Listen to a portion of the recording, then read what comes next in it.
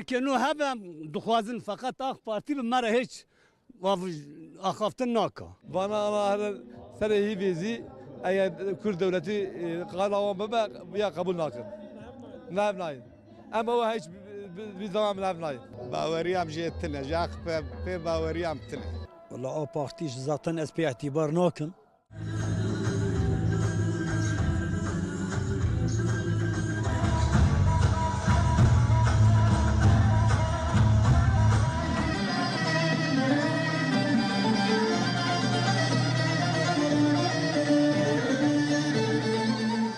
Em dixwazin barişê nav me de çêke bela însan nekuştine.